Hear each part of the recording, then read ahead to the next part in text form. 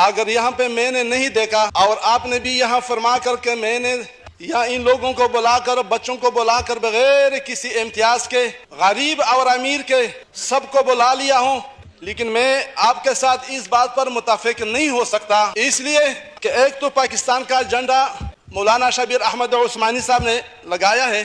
وہ بھی اسلامی مدرسے کا طالب علم تھا۔ پاکستانی معاشرہ میں اسلامی مدرسے کے طالب علم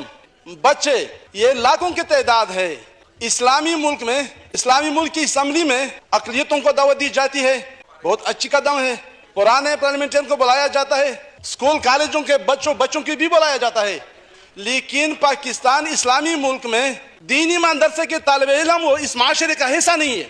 یہ پاکستان کا حصہ نہیں ہے۔ یہ ایوان اس سے برا لگتا ہے کہ اگر کوئی دینی مدرسے کا طالب یہاں آ کر اور بچوں کی طرح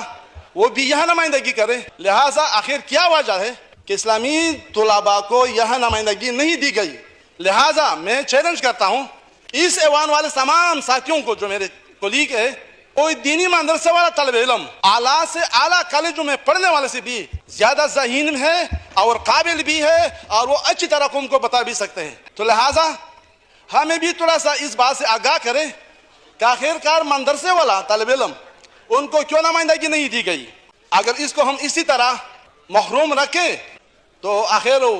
وہ کیا سوچیں گے؟ تو لہٰذا جس طرح ہم اب طالب علم کو نمائندگی دیتے ہیں اسی طرح ہمارے جو دینی مدرسے سے تعلق رکھتے ہیں وہ طالب علم کو بھی نمائندگی دی جائے۔ دوسری بات یہ ہے جناب اسپیکر صاحب، چترالی صاحب نے بھی بات کیا، کل میں بھی اسی پروگرام میں تھا، 14 اگست والی پروگرام میں، اور ہم نے یہاں بھی حصہ لیا، آتش بازی بھی ہوئی، اسراف تھا، یہ تو ہوتا ہے، لیکن جو کل وہاں ہمارے سامنے جو پروگرام ہوئے، آپ یقین کریں کہ ہماری تہذیب اس کو اجازت نہیں دیتا ہے اور ہم شرمندہ تھے، وہاں پہ بیٹھ کر شرمندہ تھے۔ اس اسلامی حکومت میں اور اسلامی معاشرہ میں ہمارے سامنے بچوں کو نچوانا، یہ خوشی کا یہی مظہر، خوشی کا یہی طریقہ،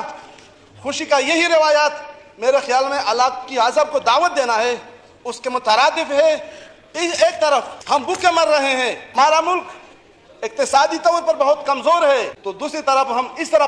پروگرامات بناتے ہیں جو اس سے اللہ پاک ناراض ہوتے ہیں، اس کے رسول ناراض ہوتے ہیں۔ تو اس لیے یہ دو باتیں جو میں نے کیا، آئندہ کے لیے اس طرح مت کیجیے، یہ مناسب نہیں ہے، یہ اس ایوان کی بھی میرے خیال میں وقار نہیں رہے گی، اور اسی طرح طلباء کرام کو آئندہ پروگرام میں شامل کرے۔ یہ اس لیے میں آپ کو بتانا چاہتا ہوں کہ جو لڑکے کالج میں پڑھتے ہیں، اسکولوں میں پڑھتے ہیں، وہ صبح سویرے سوئے وہ ہوتے ہیں،